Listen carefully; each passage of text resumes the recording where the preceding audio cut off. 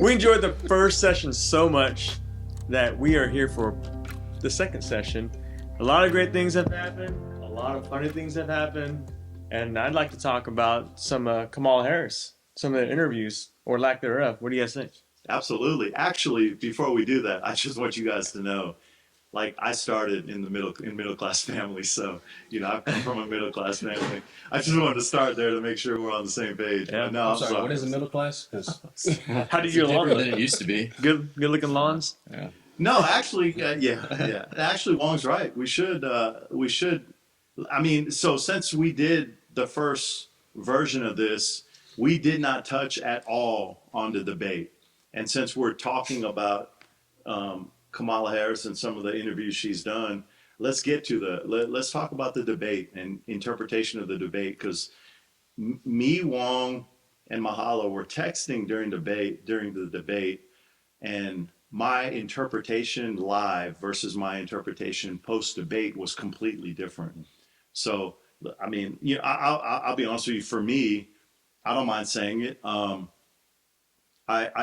Initially understand. Initially, I felt like her intent was to bait Trump into reacting, and I felt like that's what happened. Is he reacted and he got caught up in a lot of well you instead of just talking to the people. And however, as you go through the debate, and people start fact checking and getting into all that kind of stuff, and you start seeing posts on Facebook like she was on fire and she did this great, she did this great, and you start thinking about it from a common sense perspective. We're talking about a lady who refused to take an interview up until the point she was appointed. I'm not going to say nominated or elected because she wasn't. She was appointed because she wasn't nominated or elected by the people. She was appointed by whatever constituent group, and all of a sudden, she's crystal clear in her interpretation of things in this debate.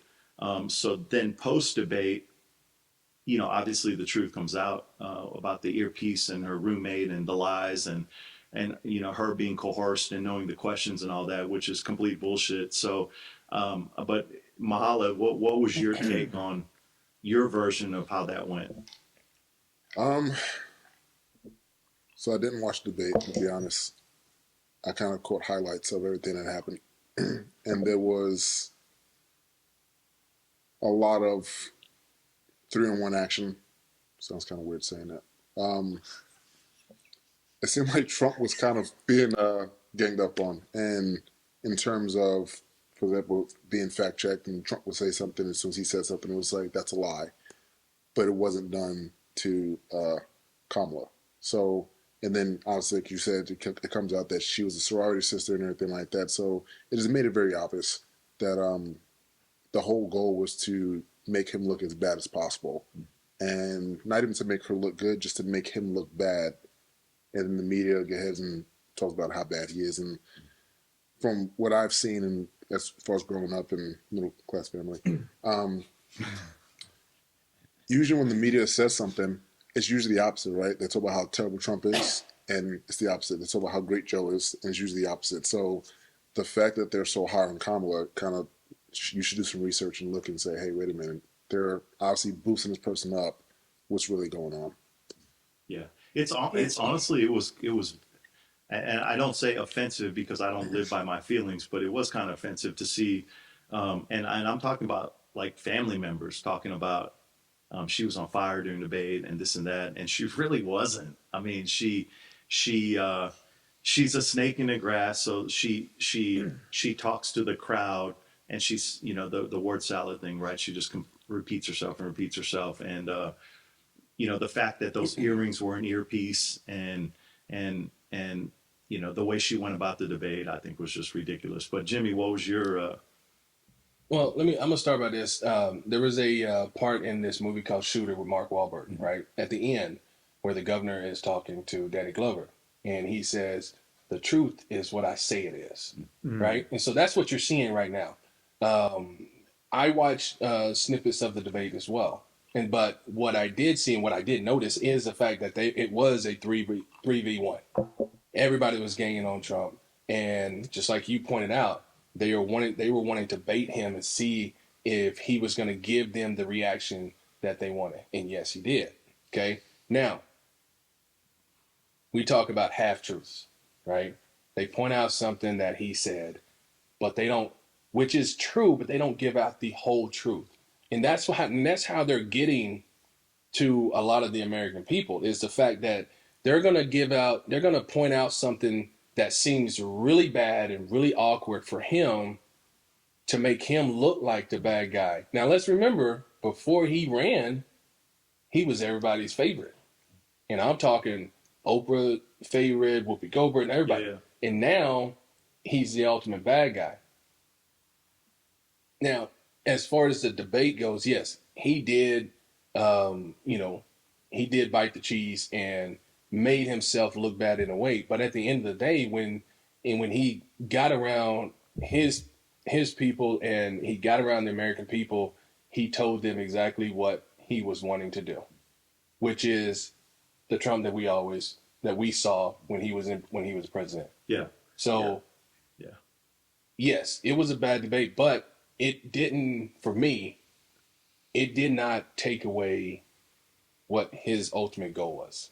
And I think people are still behind him 100%, as well as I am, because of the fact that he has proven what he says. If he says something, he's going to do it. Yeah, yeah, no doubt. It's funny because I had somebody argue with me about his answer to Medicare and Obamacare, and I totally flipped it and I said, "Well, are you're mad because he said we haven't developed a full plan, so it's going to stay Obamacare because I think it's okay, it's not great, but we're going to put together a plan." And I'm like, that's complete honesty. That's what you should want. Right. What you don't want is a fake plan that never comes to fruition. So honestly, for me, what I took from that was he was willing to say, look, we don't have a clear plan right now.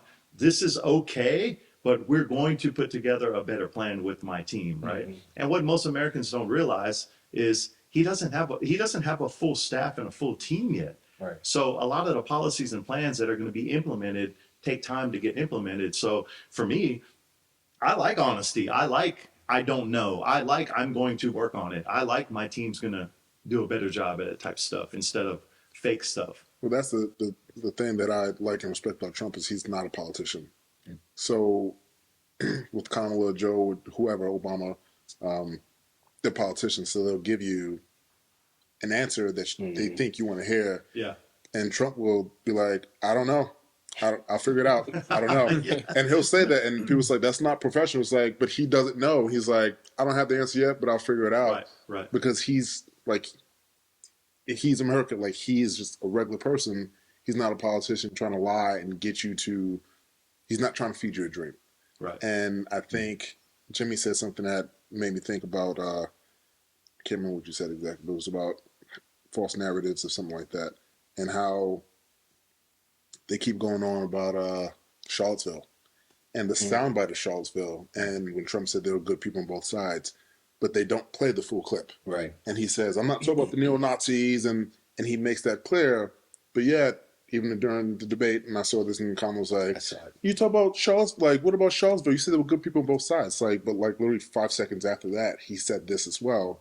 But they don't play that, and what happens on the left side is they keep feeding that, and people keep getting angry and keep getting afraid off of that soundbite, but they don't play the rest. Yeah, for sure. And that's a problem in itself. Justin, what's your thoughts? What we've learned here today is that Jimmy and Mahal are actually smart people in the room. They only watch snippets. The rest of us watch the whole thing and put ourselves through that torture. It wasn't a good debate. It just wasn't. My favorite version of Trump is the one-on-one, the news conference Trump, the podcast Trump, the interviewed Trump. It's a much better Trump than debates. I think his debate against Joe Biden was a good debate. That was his best debate he's ever had. Joe's was bad, but his was really good. In this situation, it was very clear that Kamala had all the questions beforehand and had memorized her answers. And every question was, Trump, why are you so bad?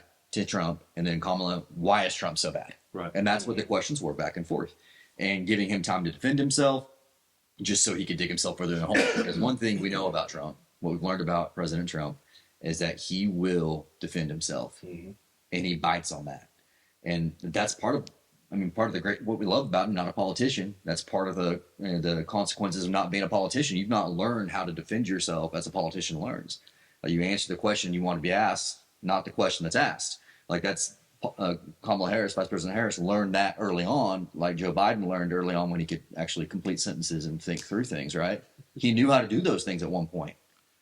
And so we saw Trump who just defended himself the entire time, and it wasn't a good version of him. However, if he would have just spent the entire time saying what he said in that last statement, are you better off now than you were 4 years ago? And if you were, just like President Reagan, if you're better off now, then you vote for Kamala. If you're not better off now, you vote for me. Because I was there. I know what I did. I'll do it again. I'll continue on the great work that we were doing before. If he could just focus on that for the next however many days. How many days is it now? 40-something. 40-something when you Yeah. listen to it, 30-something probably, right? Yeah. So if he could just stay on that track, then I think he's in great shape, because that's a message the American people want to hear and are willing to listen to. The bickering back and forth, that's why there's no reason to do another debate. There's no reason to do another one, because it doesn't help anybody. It doesn't make me feel good. It won't make anyone on either side feel good. I think there's just no reason to do it. Right. What you got, brother? Yeah, so we said 3-on-1, and you're right, it doesn't sound right. It sounds more like a P. Diddy thing. Yeah. No Big Diddy. But what I thought, Took us there.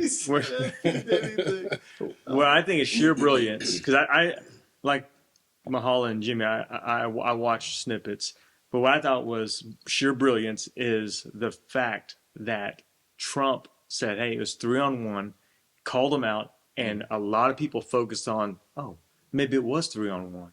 That's not fair in this debate. And so people will start to see that and be like, hey, hold on. This is fake news. And they are teaming up. You're moderators. You're not debating President Trump. And so I feel like that was really brilliant that he exposed that. And the GOP should never do another debate on ABC. Agreed. I would never again agree to a debate on ABC after that. It was so transparently terrible.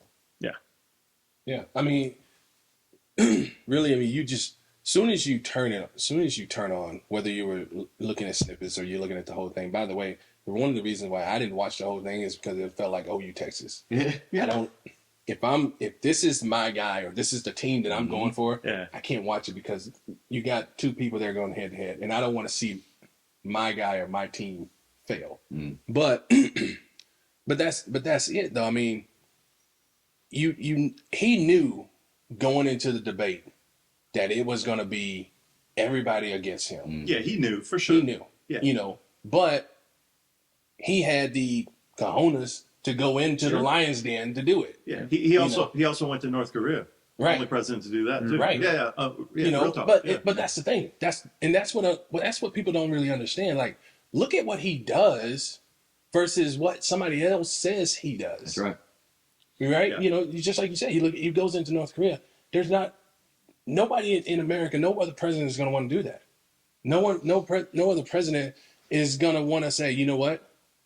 I'll go in the lion's den for you. Yeah, I think so. His assistant, and I don't mean to cut you off, but I want to bring that up. His assistant, and I apologize. She's an African American lady. His number one right hand girl is an African American lady. But they don't touch on that. No, they don't touch on that. And if you listen to her podcast, by the way, with Sage Steele, honestly, look it up. It's the best podcast. Shelly and I listened to it on a drive to Nebraska. But she brings up the point that when he got elected the first time, and he was getting his briefing from President Obama at the time about North Korea, and it was all the negative, right? Mm-hmm. And he asked President Obama straight up. He said, well, did you call and talk to him? Mm. And President Obama was like, well, no. And he was like, why not? Like, why don't you call and ask him what his problem is, right? Like, it's very simple. Get on the phone and go, what is our issue? Like, you know what I mean? Mm. Because a lot of times there's no issue. That's just the media creating issues, right? Mm-hmm. So I thought that was very intriguing because you're 100% right. Like, he's he's he's a businessman. He's an agent. He's going to do what's best for our country from an economic standpoint, from an American energy standpoint, which I would like to get into because it's an area that I'm intrigued about that Wong knows more than most people, and I think it's an area that's important in our country today because American energy is such a big topic in our country, and it's clear when you talk right and left who favors American energy and who doesn't, right?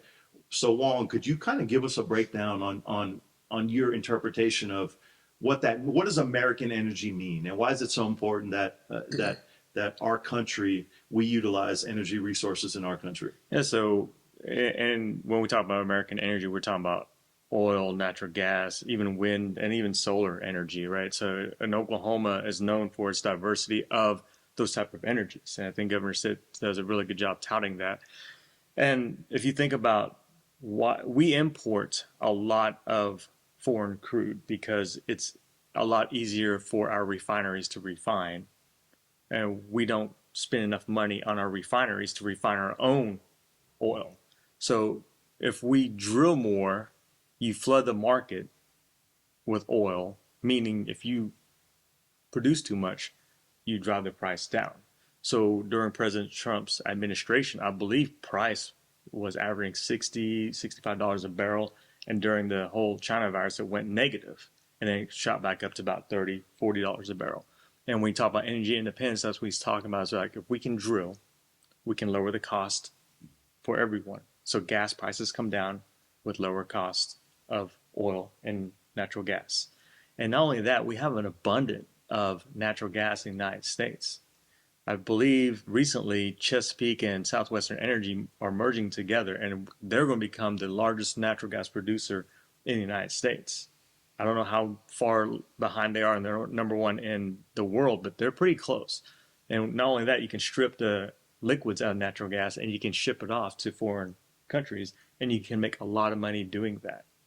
What I don't understand is why did this administration, President Biden's administration, tap into the Strategic Petroleum Reserve and drain it at $100-something a barrel when President Trump tried to refill it at $40-something a barrel? Yeah. It made no sense. Right.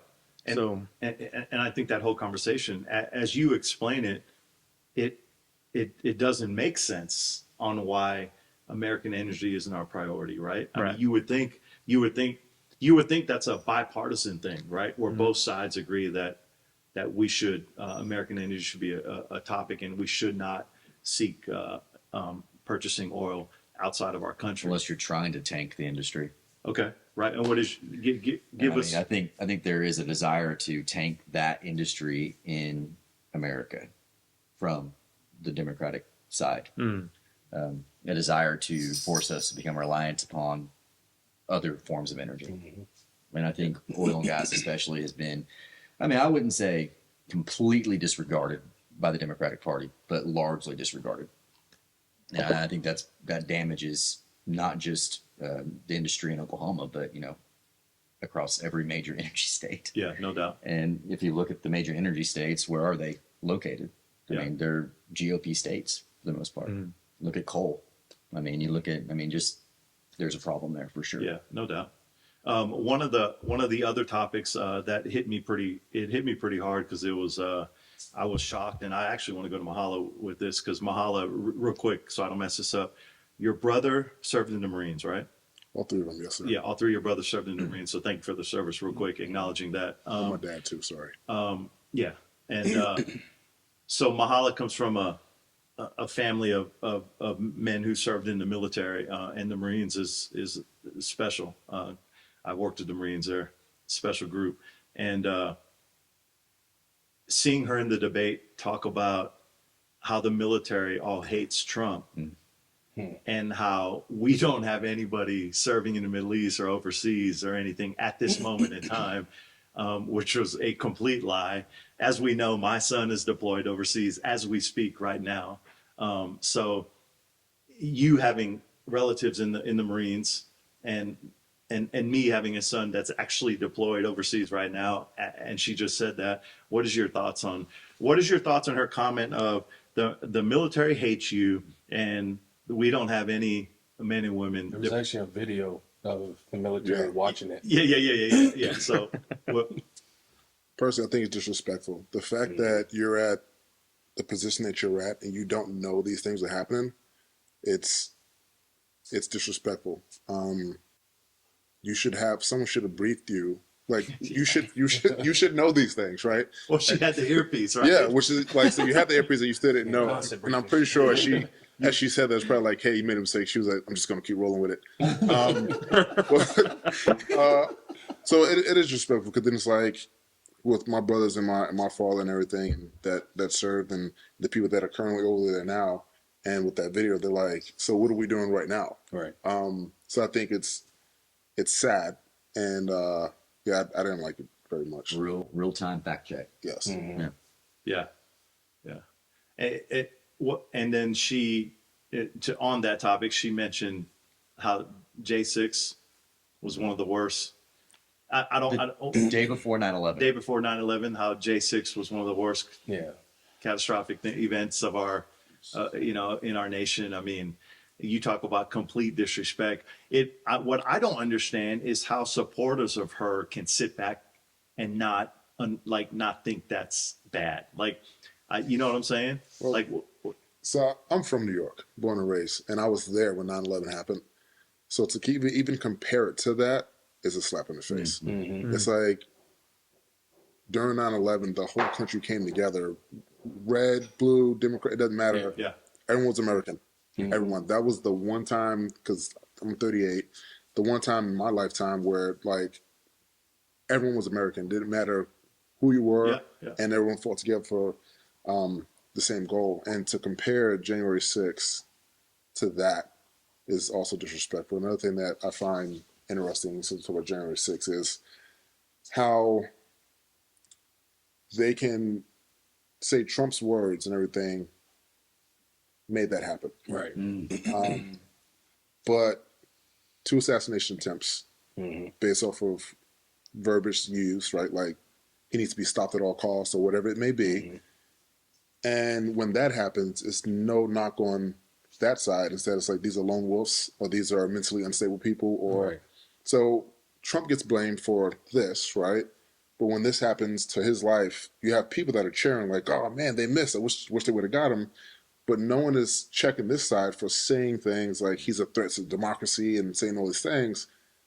Again, he was president already. So people say like, we have no future with him. We're in the future of his past. And he's been president before. Yeah, like we're in the future of where he was, right? So to sit there and say like there's no future, that's because that's what CNN and all these stations are pumping out. And I know that I was talking along the way here. They like to say that Trump controls people with fear.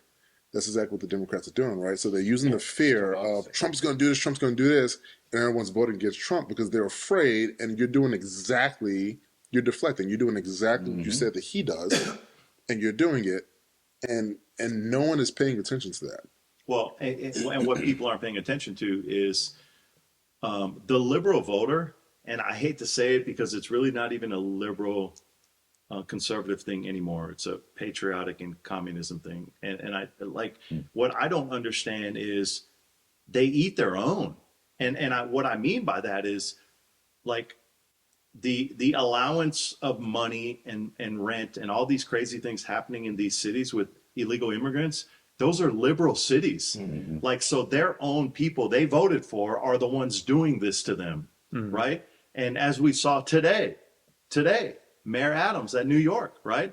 He's getting investigated. Guess what? He's a part of the regime, right? But he didn't fall in line completely Until he pushed back. Right. So he pushed back, and now the regime is wants to prosecute him. And what I don't understand is how they don't understand that. Like it's common. Like if you just kind of look at it, they eat their own. They're not loyal to anybody, right? I mean, there's a small contingent of people that and they're not loyal to any network of people or any group of people. And at the end of it, it's just evil. You know what I mean? They hold on to information, and they hold on to that information until it's useful to use against you. And so maybe he actually did things that were illegal, but they were willing to look past it until he stood up and said, I don't want these people in my city. Yeah. Mm. And when he said that and he pushed back against their policies, that's when they decided to go after him. I mean, Trump talked about it in his press conference today. I was listening to it on the way up here.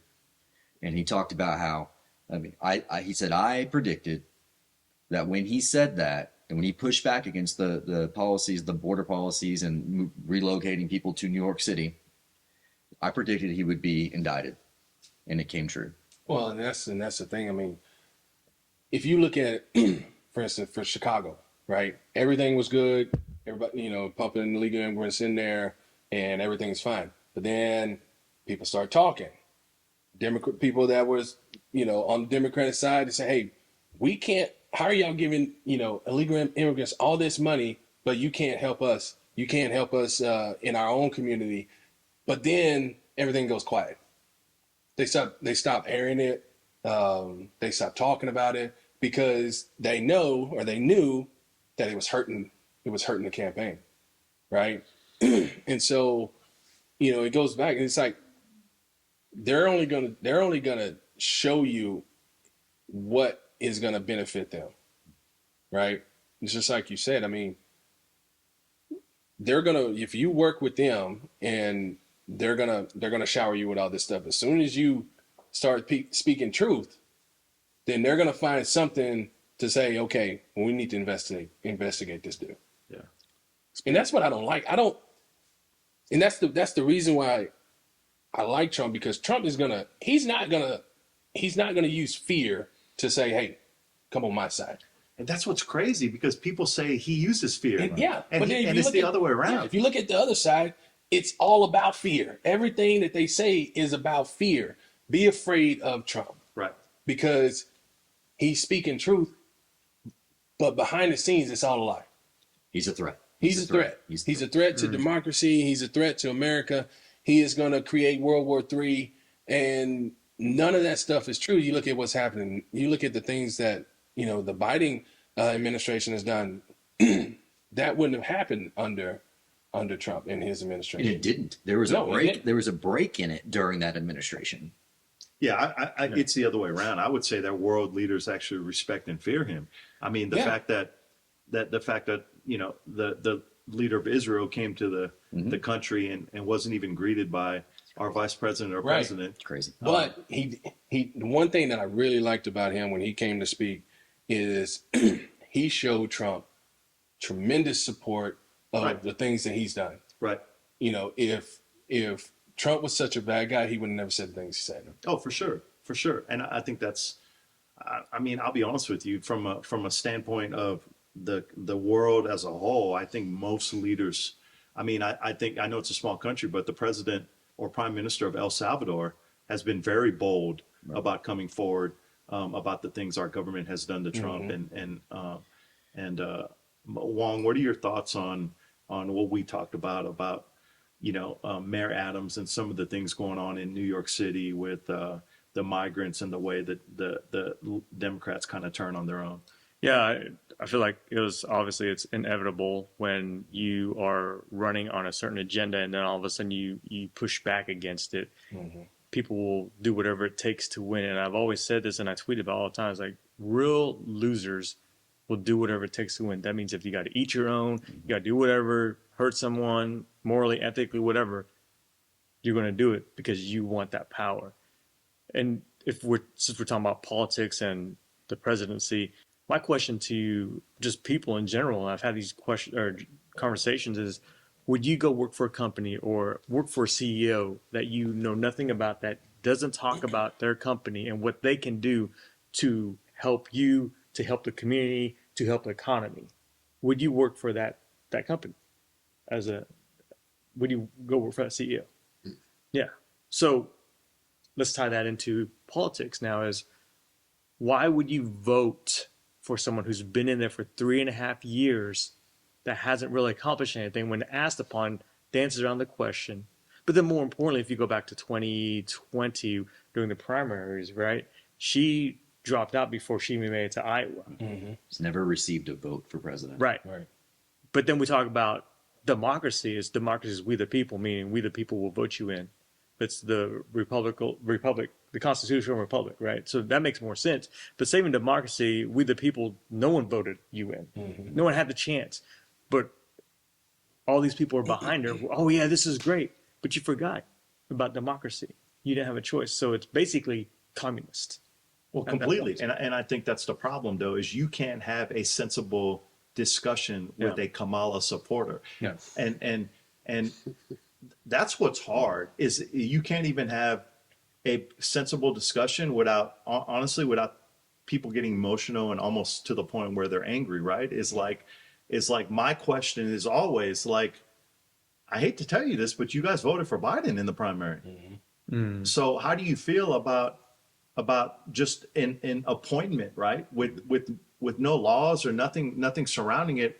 To be honest with you, I'm shocked we're sitting here still talking about it because she shouldn't be running. She shouldn't be running for president, right? No. But I don't understand how if you're a registered Democrat, how you don't think that's a problem. I mean, could you imagine if all of a sudden we were like, hey, man, we don't like Trump. He's just going to walk away and we're going to put in DeSantis, right?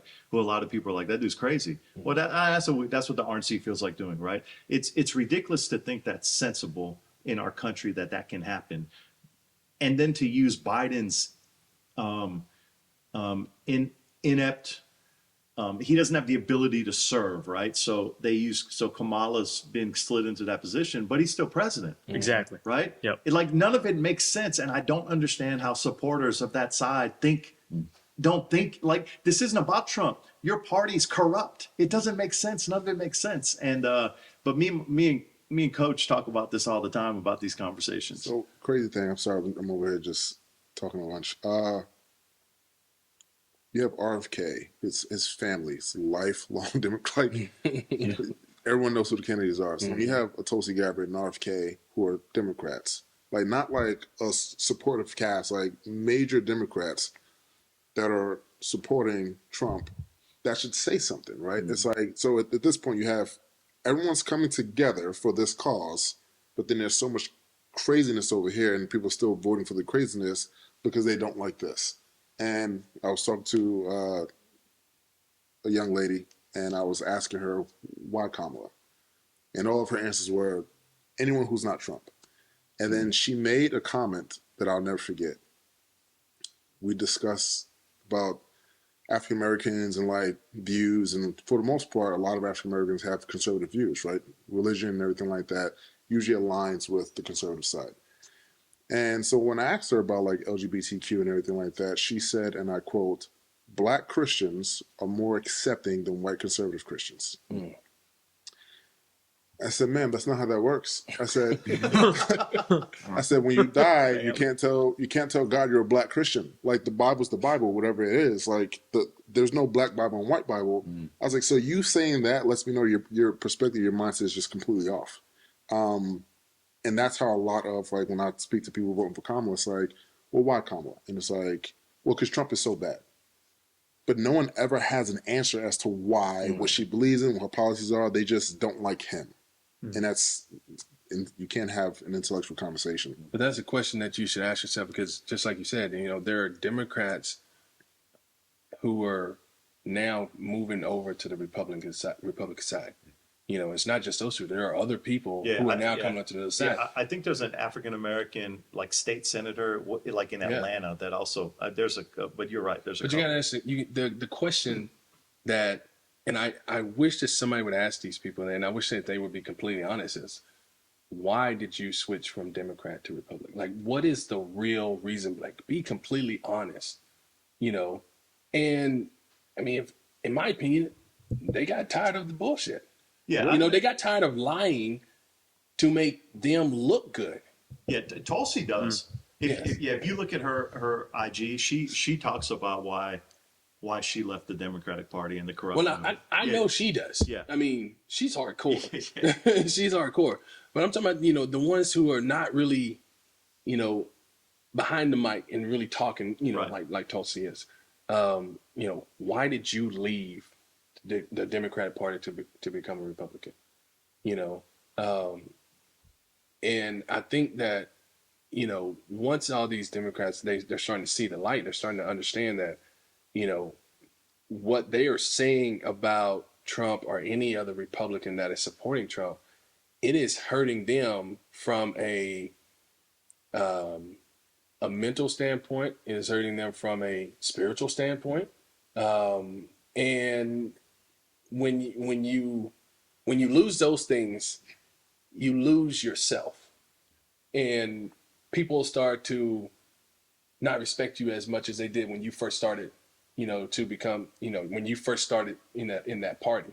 And I think that that's what a lot of people are facing, in my opinion, that the lies that they have been telling for so many years is catching up to them. Yeah. And they're tired of hearing what other people are saying about them. They're tired of feeling a certain way. And I wouldn't be surprised, if we start seeing more and more and more people from the Democratic side move over to the Republican side before the presidential election. I was listening to RFK Jr. talk a couple days ago, and he said that when he first looked at getting into the race, that his polling showed that he would harm Trump more than he would harm Biden's election chances. And he said, but Trump didn't try to kick me off the ticket. He wasn't the one taking me to court to keep me out of the ticket. Joe Biden's team did, the Democrats did. Yeah, they did him wrong And so too. So when you look at that and you see that he's starting to see the corruption, it's what he talked about in his press conference when he endorsed Trump.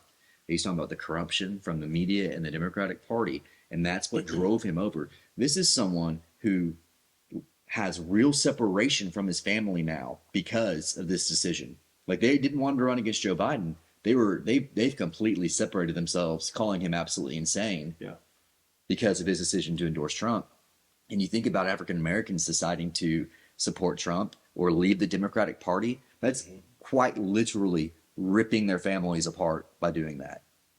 Just people are disowning their family members because they've left the Democratic Party. Similar to like leaving the faith. Like that is how important the Democratic Party has made being black and being a Democrat. And it should not be so. And it's just incredible to watch that happen. So yes, I'd love to hear someone tell me why they've left, because it has to be something incredibly important, and more than likely it's something that they believe has impacted their ability to be a Christian. Like, if I have to support someone that supports abortion, unlimited abortion, that immediately separates me from my faith. How can I reconcile that? I can't reconcile that. And that has to be one of the reasons. And we've heard people say that reason. Well, there's a list. Yeah, there's a whole list. But I'd love to hear that, because I think that's incredibly moving, especially when they see that someone's willing to do it. It's hard. Yeah. You talk about endorsements. I believe President Trump just got an endorsement from a Muslim mayor somewhere in Philadelphia, a Democrat. I did not see that. Yeah. And I mean, endorsements are pretty interesting, because I'm saying, hey, I believe in you. I believe in what you can do for the United States of America, for this country. And so I thought that was huge. And then he didn't get the endorsement of, is it the Teamsters Union? But he got the voters, right? That's incredible. Yeah, exactly. Absolutely incredible. Never before. And not only that, had it been a Democrat that had gotten 57, 60-something% of the votes Right. they would have endorsed the Democrat. Yep. There's no doubt. But because it was a Republican that received it, it completely flipped after Biden left the ballot. Yep. Completely flipped. And to me, I think certain states are in play now because of that. That's why he's spending time in New York and spending time in states that are blue states. Yeah, and it wasn't an endorsement, because they didn't endorse either. But they released all the numbers. They released the numbers from the people in the union. He won and every it's single crazy. state. Yeah. They basically endorsed, but nobody had the cojones to say we endorse. Right. Yeah. Right? Yep. Which was Exactly. a whole nother conversation. But I do want to hit a topic, because we're all men here that have children, and it honestly hurts me to my soul when I see, and I don't mind calling Dan Orlovsky a coward, but when I see ESPN guys say that men should not participate in women's sports, and then recant because they're worried about their job. And I understand supporting your family, but you can support your family on the right side and not make a ton of money at ESPN. Like, Dan can get a job anywhere, right? Let's be real, right? So complete cowardly move, I think, on his behalf.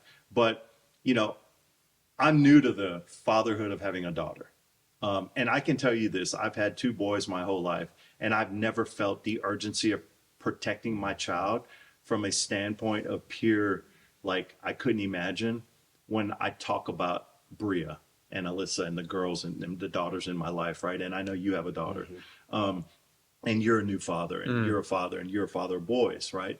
And I'm curious on your take, on all of our takes, because I feel like men have completely cowardly failed at supporting that, and especially, and don't get me wrong, there are some men speaking up, but there's ESPN, like you don't hear any men in power really stand up for men participating in women's sports, men going into women's bathrooms, and I'm curious what everybody's take on that, because for me, I don't understand why it should be a bipartisan across the board. Everybody should, but it's not, right? All the Dems, I think when this was voted on, was it Title Title IX. IX? Yeah. It was every single Democrat voted to allow it, which was mind-boggling to me that if you have a daughter, you accept that.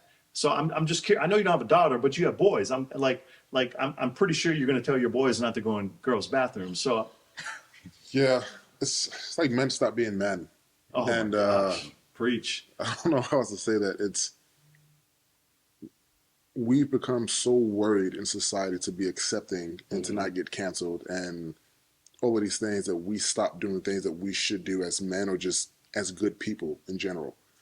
So the idea of this track athlete who was not good competing against men who decided to put a wig on and become a woman and now is winning state titles, and everyone's like celebrating her, saying yay, and it's like, but she's not a her. Because no one wants to be the bad guy by saying like, I don't agree with it. I don't agree with it, but I'm not going to say it out loud because people are going to judge me. And it's like, you can judge me, I don't care. She's a he, and that's not okay. And I think people just need to be okay with saying that and like be a man and protect, like men, we're supposed to be protectors and providers, right? So protect those who may not be able to protect themselves. If you have a voice and you have power to do so, stand up and use your platform and say, hey, that's not okay. But you know what? I think we've, and I do want to get to you. I think we've lived in a society though where some of these ESPN guys and some of these professional athletes, they've stuck out their chests, right? Like there's causes, racism. There's causes where that chest comes out, right?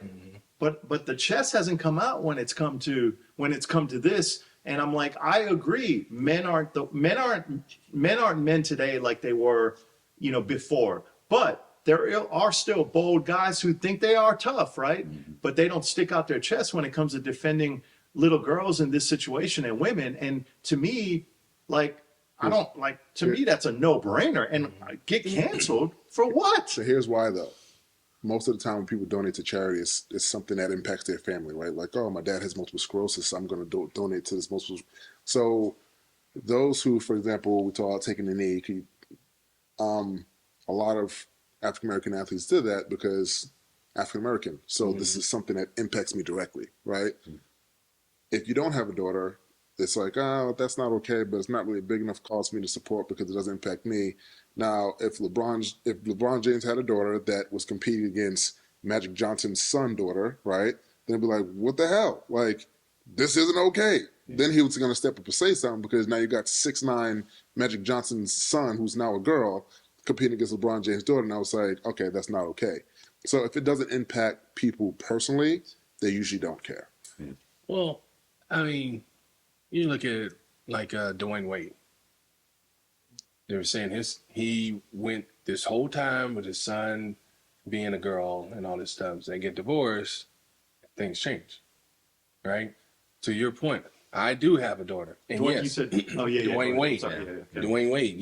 It was we heard a lot about my son is a girl, wants to be a girl, doing this, doing that, and then I don't think that's what this argument is though. No, I know. Right. What I'm saying is, it goes to the point of how weak and cowardly men are until you come to the realization of wrong is wrong. But to my point of like, you know, I have a daughter, and I have always said, no, boys should never go into girls' bathrooms. You look at what's going on now of, first of all, let's back up a little bit. Before, it was all about women doing the Me Too and all this stuff, and women, you know, standing on their own, and then all of a sudden, boys are girls, and they should be entering in girls' sports. And now we just forget the women, let the boys who are girls, quote unquote, take over it.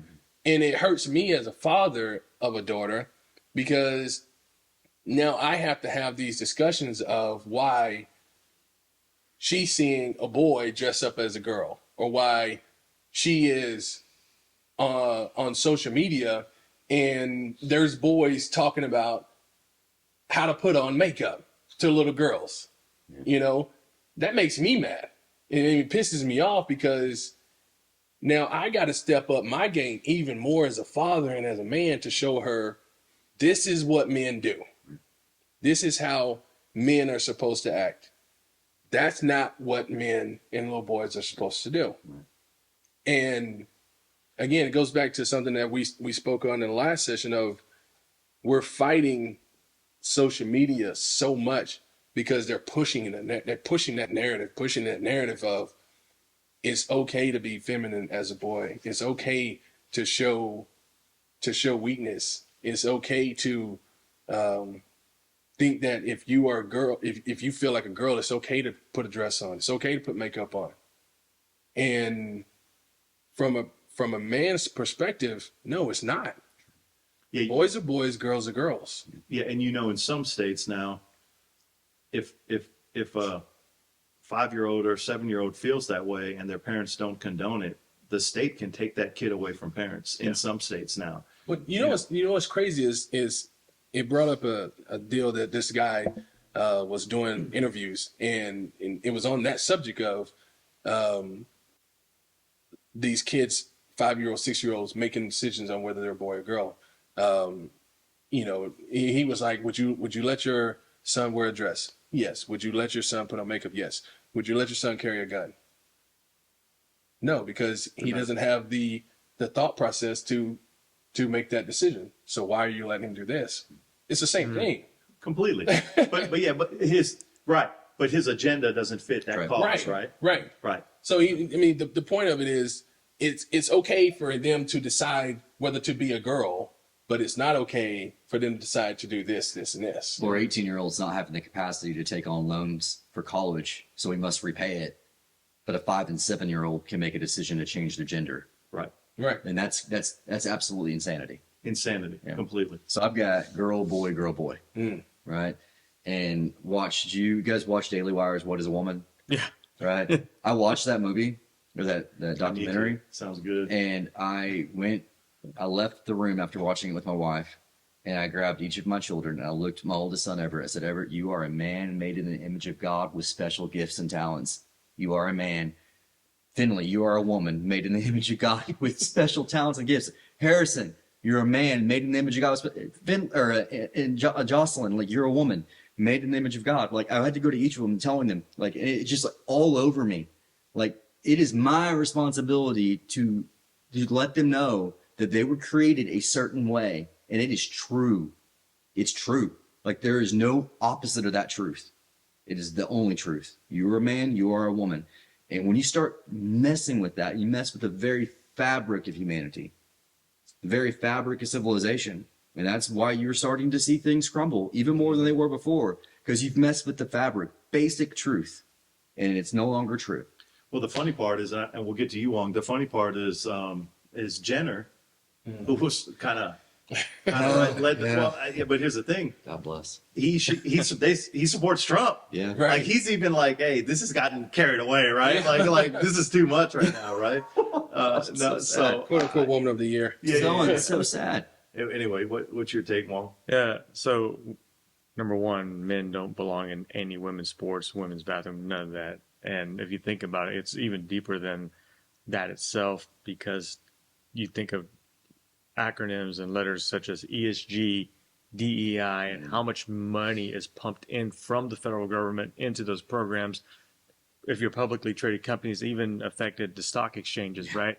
And so the more quote unquote inclusive you are, the more money you'll get, and it's easier for your social score, credit score, to go up, so you can get a loan at certain banks. And so it's deeper than what we maybe know, unfortunately, but it's government control. It's an agenda pushed by the government to all these publicly traded companies, and therefore they're incentivized, like that gentleman at ESPN retracting because he's worried about his job. To your point, and I fully agree, screw that, man. Women or men don't belong in women's sports, period. And if you say that, that's your opinion, that's your thought, freedom of speech. Why should you get canceled for that? Why should ESPN cancel you because of that? Shouldn't that be so easy to say out loud? Well, Kirk Herbstreit said it, and he's Yeah. still calling games like a boss. Right. Yeah. You know what I'm saying? Which I respect. And Yeah. you know, so at the end of the day, but we've seen strong women reporters from ESPN Yeah. Oh, okay. lose, Oh, yeah. you know, lose jobs. Yeah. Stage over- Stills podcast Yes. is Yeah. absolutely incredible. Incredible. Yes. Incredible. It's probably one of the best podcasts out there, Sage Yeah. Steele, actually. Yeah, shout out to Osage. Yeah, she's a boss. Mm-hmm. But yeah, I wanted to touch on that because I think it's a topic, and I don't even think the NCAA and their board of regents has caught up to the right and wrong of it, which is also baffling to me. But like Wong said, there's so much government money pouring into those entities that the dollar's always going to win, which at the end of the day is obviously the reason we have the problems we have in our societies, because the dollar outweighs doing the right thing. Right. You know what Well, I mean? at the same time, too, it's like kind of what he said when you talk about LeBron James. LeBron James is really not going to talk about it, or he's not going to be against it because of he has so much to lose. You know what I'm saying? If you had somebody like LeBron James come out and say, a boy's a boy and a girl's a girl, he is standing to lose millions, which is something that, and I've seen this and witnessed this in the NFL, a lot of players don't want to do. They're going to say exactly what you want them to say because millions keep flowing in. Popularity keeps getting bigger, right? And that's the thing. Like, we as the little guys, we can talk about this all day long because our platform is like this. But when you have somebody like LeBron James or somebody who's been in the eye of social media for so long, and their platform is so huge, and they say that, more people are going to pay attention to it. But yes, there is the big risk of, I'm going to get canceled. Now, you know, Tim Tebow, which I think that he is one of the guys that I've seen really tell the truth about it. And I haven't seen everything, so I may be wrong on anything, but I do feel that he has been, I think he spoke on this topic a little bit, and he has given his opinion on it, but he's also brought in the faith part about it too, which is big, and but you don't get a lot of people that have that huge platform are going to be completely honest about it because they're so afraid of what they have that is going to be taken away from them. I'll agree and disagree because LeBron is wealthy, Right. and I think he's being a coward on this situation. Harrison Buckner makes kicker money, and now he's the highest paid kicker in the league after he spoke up. Patrick Mahomes and his wife have just recently, Patrick Mahomes' wife just recently spoke up about Trump, right? And immediately, she started getting the beat down. Then Mahomes spoke up in an interview about supporting his wife, and people still love Mahomes. You know what I'm saying? So I see what you're saying completely, but I'm like I feel like if you stand on your belief system, yeah, you're going to get some hate, you're going to get some canceling, you're going to get some backlash. But at the end of the day, I really do think he's got a lot of money, man. You know what I'm saying? He does. Yeah. He does got I mean, some of these other people who have stood up have made it through the storm, and there really hasn't been a storm. I mean, It's that fear of the bigger you are, the harder you fall, right? And there's a lot, you fall from a lot higher place, and it's scarier to you to take that risk. When you have little, sometimes it's not as scary to take a risk.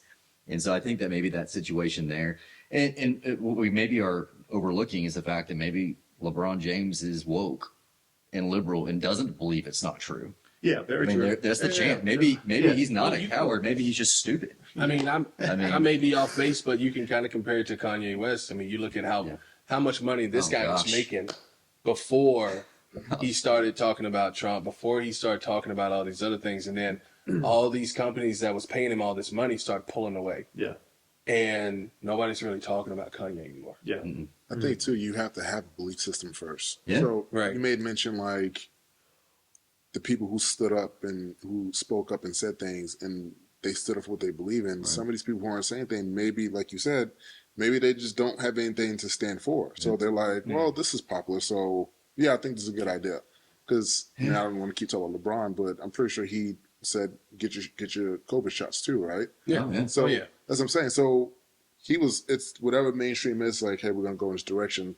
I think some people just don't have anything to stand for, so they just No foundation. they just pump up whatever is popular. Right. Yeah. Well, it's just the same.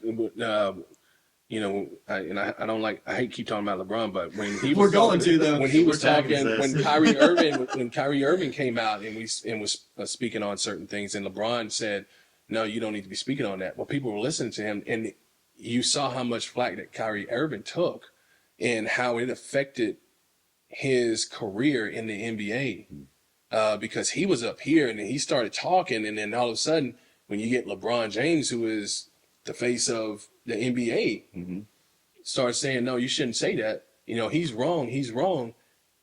Now the backlash comes on Kyrie Irving. Yeah. You know, so there is power that these so-called superstars have that they're not using for the greater good. Well, they use it for their Use their agenda. own game. Agenda. Yeah, Right. Yeah. So Mahala brought up a good point about letting men be men. And I'm not LeBron James. I don't make his money. I don't have stature, right? However, being a real man is having real conversations. And that's what we are all here doing, is having real conversations. And we can have these, and we should always have these at the coffee table, over dinner, whatever that might be, and just be real about it. Right. But number one, listen to what they're talking about, and then maybe throw in some real comments to back that up.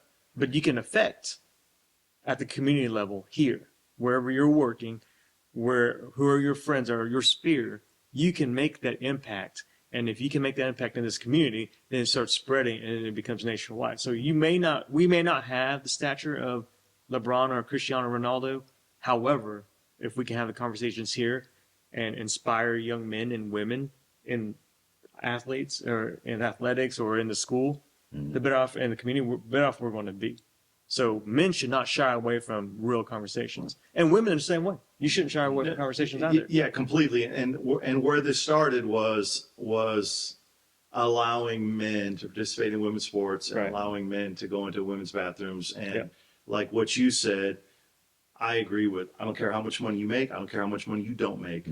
If you're a man, you are taught at the lowest form of your childhood to protect your mom, protect women. And by the way, not because women are weak, it's because we value our mom and we want to protect women. So again, that platform has always baffled me that there hasn't been more to stand up for.